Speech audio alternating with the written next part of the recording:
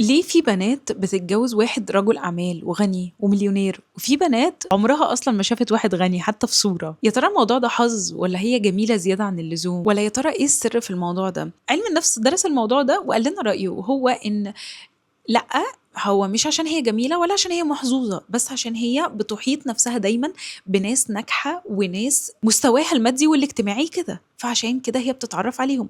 فكرة ان انت تكوني في الدايرة دي ما فيهاش حد ناجح، ما فيهاش حد مشهور، ما فيهاش حد غني، عمرك ما هتطلعي منها، عمرك ما هتعرفي حد غني او حد مستواه الاجتماعي عالي. لو انت عايزه تتجوزي واحد مليونير، فانا هقول لك كل التبس والتريكس في الفيديو ده، تابعي معايا الفيديو للاخر.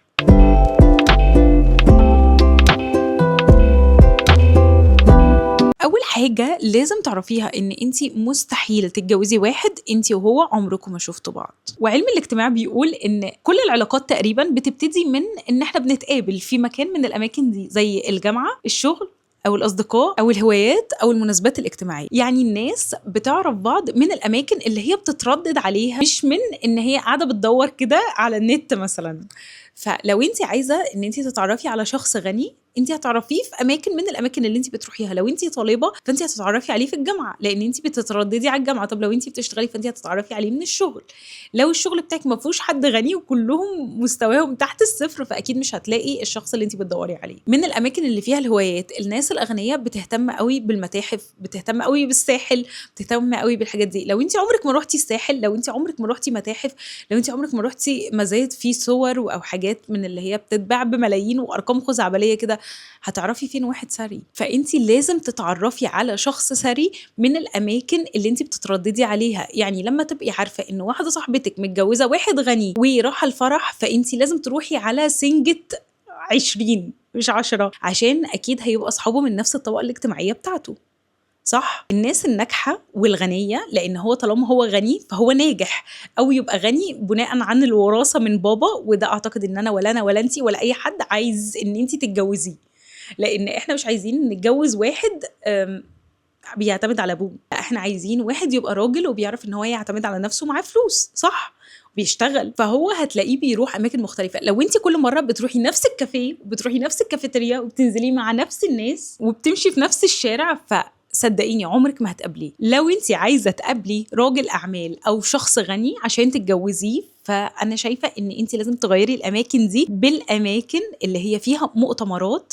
مؤتمر معمول مثلا لشركه ادويه كبيره، او مؤتمر معمول لشركه عموما، معارض بيروحوا المعارض وبيشتروا صور ولوحات بالهبل. اماكن فيها كورسات، لان هم اكيد طول الوقت عايزين ان هم يطوروا من نفسهم ويعلموا من نفسهم، فبيستثمروا في نفسهم، فبيدفعوا فلوس في كورسات.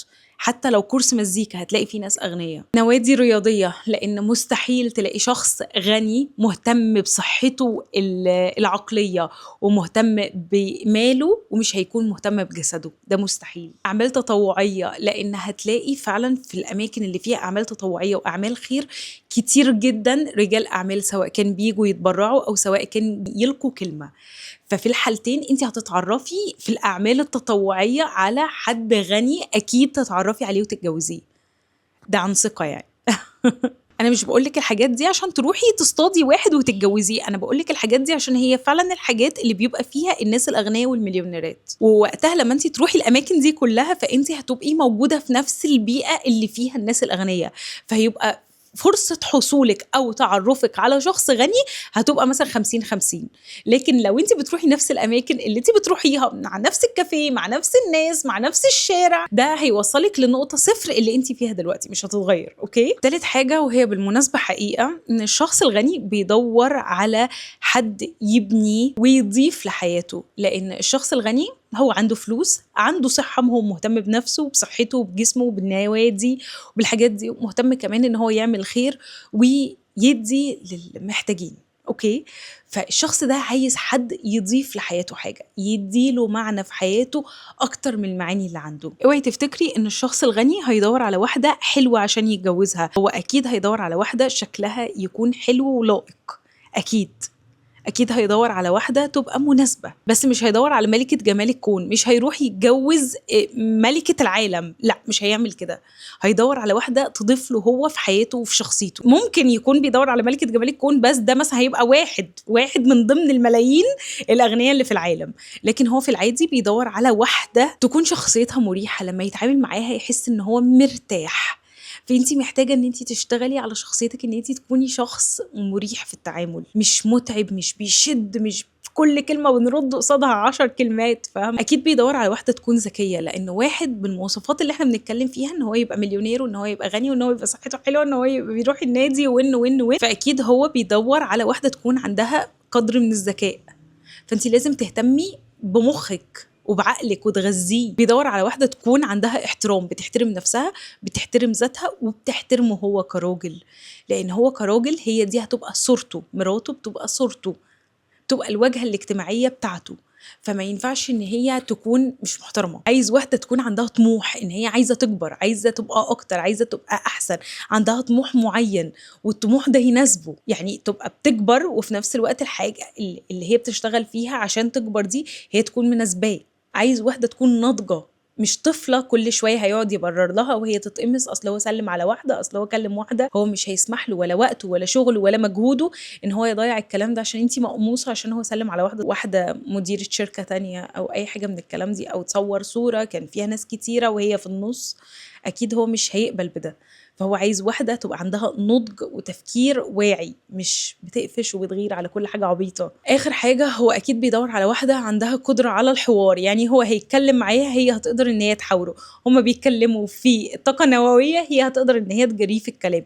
هما بيتكلموا في الألوان والموضة، هي هتقدر إن هي تجريه في الموضوع. هو عايز واحدة يعرف إن هو يتكلم معاها ويحاورها، ويعرف إيه اللي جوه دماغها، ويشوف إن هي ذكية، ويشوف إن هي لبقة. فأنت لازم، يعني لو عايز تتجوزي واحد مليونير، يا رب يلا نلحق، يعني يلا بسرعة نلحق. معناش وقت، لازم نشتغل على نفسنا، نشتغل على الذكاء، نشتغل على الاحترام، نشتغل على الطموح، نشتغل على الطاقة، نشتغل على في حاجات كتير نشتغل عليها. عايزة أقولك إن لو أنت جميلة قوي بتنوري في الضلمه، فاكيد انت هتجذبي الشخص الغني لو انت رحتي الاماكن دي، اوكي؟ بس لو انت ما بتشتغليش على نفسك في الحاجات اللي انا قلتها لك فوق، فصدقيني هو اول ما هيبتدي يتكلم معاكي هياخد بعضه ويهرب. لكن لو انت على قدر متوسط من الجمال زينا كلنا، يعني احنا كلنا يا جماعه شعرنا اسود وعينينا سودة عادي ولوننا قمحي، لو انت على قدر بسيط من الجمال ولكن انيقه ومهتمه بشكلك وبمظهرك، وانس ان انت هو شايفك وابتديتوا ان انتوا تتعاملوا وانت شغاله على نفسك كطموح، كنضج، كذكاء اجتماعي، كذكاء عاطفي، كطريقه كلام، كحوار، وكل الحاجات دي، هو لما يتعرف عليكي هينبهر بجمالك انت الداخلي، فوقتها هنقول مبروك. عشان كده انا عايزاكي تستثمري في نفسك، انتي تستثمري في نفسك، البسي كويس، اهتمي بشكلك وبمظهرك. دلوقتي الاي اي مش سايب حد في حاله. بعتي صورتك لجيميناي، قولي له اعمل ايه واغير ايه فيا، شايف ايه فيا، ازاي ابقى واثقه من نفسي. اهتمي بصحتك وبغذائك، اقري، اتعلمي، شوفي يعني ايه اتيكيت، وشوفي طريقه الوقفه وطريقه المشي وطريقه الكلام وطريقه البسطه وطريقه الضحكه. اشتغلي على ثقتك بنفسك عشان ثقتك بنفسك تبقى مليار مش بس مليون. وده مش عشان بس تجذبي المليونير، عشان تجذبي اي شخص في الدنيا ناجح هينبهر بيك يا بنتي. اخر حاجه عايزه اقولها لك، بس دي بيني وبينك، يعني ما تخليش الفلوس هي معيارك في الحياه. في ناس كتيره قوي اغنياء ومليونيرات ومؤذيين ومقرفين، وفي ناس متوسطه لكن محترمين واسوياء. احنا عايزين شخص سوي نعيش معاه، مش لازم يبقى مليونير. والله الغنى اصلا يعني فلوس واحترام واخلاق، وحد يشيل معاكي المسؤوليه، ما تشيلهاش لوحدك. وعموما لو عايزه تتجوزي شخص ناجح، فما تجيش تساليني الاقي فين المليونير يا مريم، لكن قولي هو انا النهارده لو قابلت المليونير هيعجب بيا، هيلاقيني شريكه حياه مناسبه ليه، لان الشخص اللي انت بتحلمي تكسبي قلبه هو كمان ليه مواصفات معينه في شريكه حياته.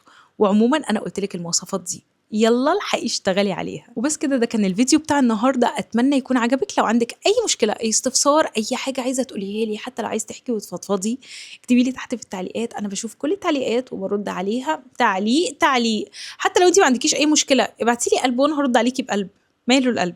وما تنسيش دايما لازم تشتغلي على نفسك. طول ما انت بتتنفسي لازم تشتغلي على نفسك. بحبك قد الدنيا.